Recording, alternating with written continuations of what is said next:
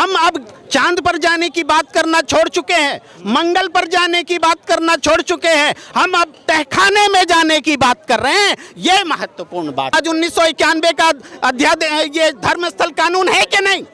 जब 1991 का धर्मस्थल कानून है तो हम जो 1947 के बाद जो भी स्ट्रक्चर जिस हाल में है उसमें छेड़छाड़ नहीं हो सकती। और जब नहीं हो सकती तो न्यायालय कैसे सुन रहा है इस बात को? जब सुप्रीम कोर्ट ने अपने हाथ में ले लिया, संज्ञान में ले लिया, फिर भी इलाहाबाद का हाई कोर्ट कैसे एक्टिव है? ये न्यायपालिका के लिए भी सवाल है कि वो सोचे।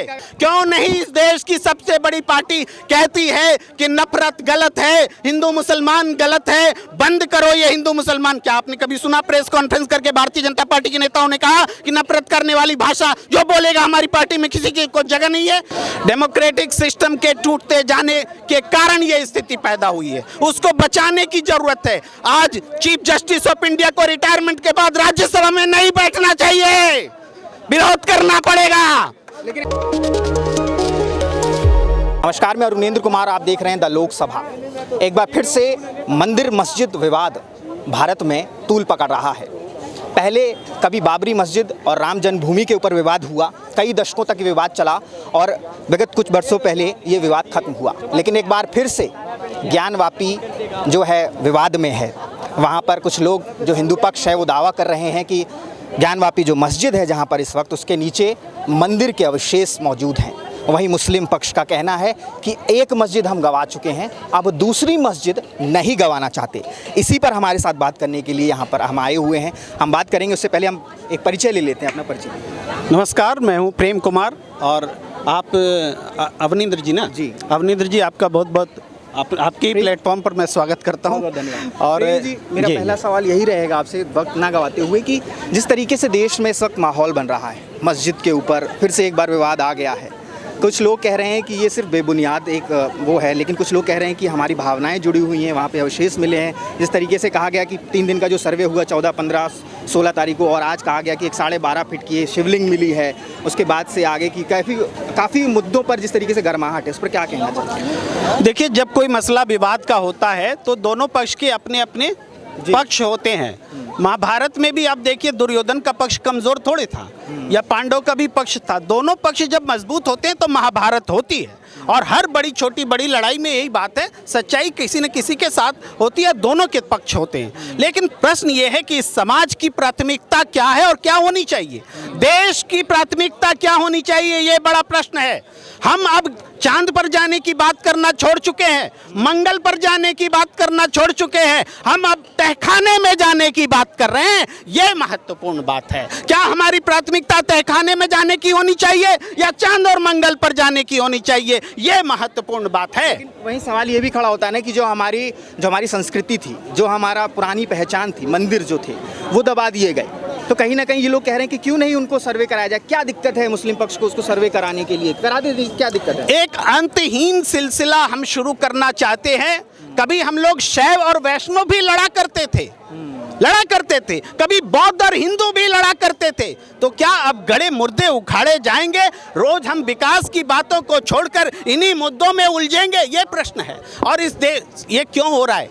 क्योंकि हमारी न्यायपालिका भी सोई हुई है। वो कभी कहती है हम आस्था पर बात करते हैं, वो कभी हम कहती है कि हम सबूत पर बात करते हैं। अरे न्याय सबूत पर चलेगा कि आस्था पर चलेगा? ये आज देश के सामने सबसे बड़ा सवाल है।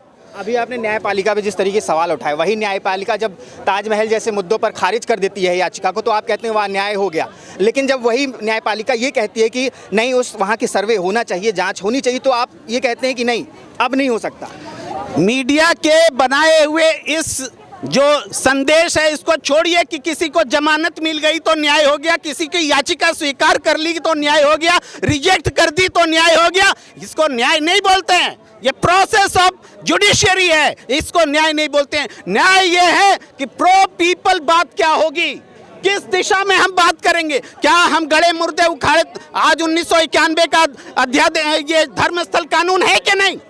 जब 1991 का धर्मस्थल कानून है तो हम जो 1947 के बाद जो भी स्ट्रक्चर जिस हाल में है उसमें छेड़छाड़ नहीं हो सकती, और जब नहीं हो सकती तो न्यायालय कैसे सुन रहा है इस बात को? जब सुप्रीम कोर्ट ने अपने हाथ में ले लिया, संज्ञान में ले लिया, फिर भी इलाहाबाद का हाई कोर्ट कैसे एक्टिव है? ये न्यायपालिका के लिए भी सवाल है कि वो सोचे। का भी सवाल है, लेकिन वहीं जो हिंदू पक्ष है या फिर जो पक्षधर हैं इस सर्वे के, वो ये भी कहते हैं कि एक और एक्ट है, एशियंट मॉन्यूमेंट आर्कियोलॉजिकल साइट जो एक्ट है 1958, वो ये कहता है कि जो भी पुरातत्व का जो भी साइट है जो कि 100 साल से पुराना है, जहाँ कोई अवशेष हैं, जहाँ कोई मूर्तियाँ हैं, जहाँ कोई शिल्पकार हैं, अगर वो उसके अंडर में आता है तो वो 1991 वाले एक्ट को एक्सपेल कर देगा। इस पर आपका क्या कहना है? इस विवाद पर भी फैसला क्या अदालत से बाहर होगी? हम और आप तय करेंगे कि किस हिसाब से होगा। जब सुप्रीम, वही तो कह रहा हूं कि सुप्रीम कोर्ट ने इस हाथ को जब संज्ञान में ले लिया है, इस मामले को, ज्ञान व्यापी मस्जिद मामले को, तो इलाहाबाद हाई कोर्ट कैसे एक्ट कर रहा है?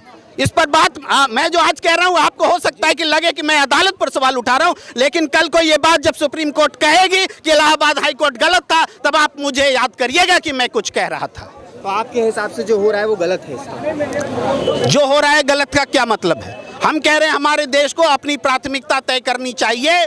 आज हमारे देश में 40% का वर्क फोर्स रह गया है। इसका मतलब समझते हैं? 40% वर्क फोर्स का मतलब है 60% डिपेंडेंट आबादी। 60% लोग बैठ के खा रहे हैं और 40% लोगों में भी सारी बेरोजगारी है, नौकरी नहीं खोजने वाली बात है, तमाम चीजें हैं। तो उस पर ध्यान नहीं देंगे और दूसरी चीजों पर लड़ेंगे। लड़ने के लिए तो बहुत सारे विषय हैं, हर दिन हम लड़ सकते हैं, लेकिन सवाल यह है कि देश को जोड़ने के लिए हम कहाँ खड़े हैं? क्यों नहीं इस देश की सबसे बड़ी पार्टी कहती है कि नफरत गलत है, हिंदू मुसलमान गलत है, बंद करो ये हिंदू मुसलमान। क्या आपने कभी सुना प्रेस कॉन्फ्रेंस करके भारतीय जनता पार्टी के नेताओं ने कहा कि नफरत करने वाली भाषा जो बोलेगा हमारी पार्टी में किसी की कोई जगह नहीं है, मत बोलो? नहीं बोला, ये नहीं बोलेंगे। क्यों? क्योंकि इनको यही बोलने से इनकी पॉलिटिक्स चल रही है। जब इनको पॉलिटिक्स ही प्राथमिकता है तो नागरिक प्राथमिकता में कहां से आएंगे? मैंने पहले भी कहा कि इस डिबेट में थोड़ी देर पहले मैं कह रहा था कि गर्मी है, भीषण गर्मी है, लेकिन इस भीषण गर्मी का कारण क्या है? इस भीषण गर्मी का कारण है ओजोन परत में छेद, जो लगातार टेम्परेचर बढ़ रहा है। हम एसी चलाएंगे और कहेंगे कि गर्मी से लड़ लेंगे? एसी चलाएंगे और बड़ा छेद होगा, और बड़ा छेद होगा। इसी तरीके से अगर इस देश में ये जो देश जल रहा है वो इसलिए जल रहा है क्योंकि सामाजिक स्तर पर ये बहुत बड़ा सांप्रदायिकता का ओजोन परत में छेद हो गया है, सांप्रदायिकता का छेद हो गया है। और कॉस्मेटिक किरणें सांप्रदायिकता की हमें जला रही हैं, समाज को जला रही हैं, देश को जला रही हैं। तो इससे कौन निजात दिला पाएगा आपके हिसाब से इन सब चीज़ों से? हर समस्या का इलाज राजनीतिक व्यवस्था है, डेमोक्रेसी है। अगर हम अपने स्वभाव में, अपने जी जान से यूनिट स्तर पर, समाज के स्तर पर डेमोक्रेसी का सम्मान करना सीख लेंगे, सबका इलाज निकल आएगा। ये डेमोक्रेसी में ही इलाज है। अभी भी तो हम एक डेमोक्रेसी में ही हैं। आपको नहीं लगता कि हम डेमोक्रेसी में हैं? डेमोक्रेटिक सिस्टम के टूटते जाने के कारण ये स्थिति पैदा हुई है, उसको बचाने की जरूरत है। आज चीफ जस्टिस ऑफ इंडिया को रिटायरमेंट के बाद राज्यसभा में नहीं बैठना चाहिए, विरोध करना पड़ेगा।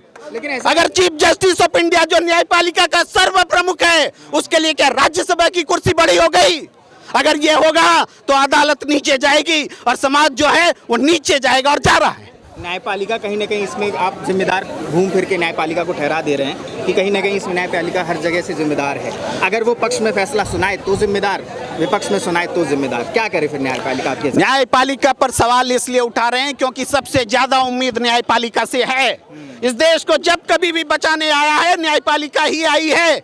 आज भी हमारे रमन्ना साहब ने जब से ज्वाइन किए हैं, जब से उन्होंने सीजेआई का पोस्ट संभाला है, जो न्यायपालिका की तस्वीर बदल गई है। चुनाव आयोग में टीएन शेषन आए थे, चुनाव आयोग बदल गया। आज पता चलता है चुनाव आयोग क्या है, दूसरे के कहने पर। अरे उसका कार्यक्रम अमित मालवीय ट्वीट करके पहले बता देता है, चुनाव आयोग बाद में बताता है कि चुनाव कब होने जा रहा है। तो ये हमारी न्यायपालिका, हमारे लोकतंत्र की जो स्वयं जो स्वतंत्र संस्थाएं हैं, उसकी ये दुर्गति हुई है, लोकतंत्र कमजोर हुआ है, इस कारण ये स्थिति पैदा हुई है। उत्तर प्रदेश के उप मुख्यमंत्री केशव प्रसाद मौर्य भी कह रहे हैं कि सत्य ही शिव है। उन्होंने एक ट्वीट भी किया, उन्होंने कहा कि सच को डराया जा सकता है लेकिन छुपाया नहीं जा सकता है। ये बात सब लोग अपने अपने इस तरीके से इस्तेमाल करते हैं। सत्य को दबाया जा सकता है, छिपाया नहीं जा सकता है, ये तो हमेशा से सत्य है। और हमेशा ये सत्य जो सामने आता है कभी तुरंत आता है कभी बाद में आता है, उनके कहने के क्या मायने हैं वो समझाएंगे, हम उनकी बात को नहीं समझा सकते।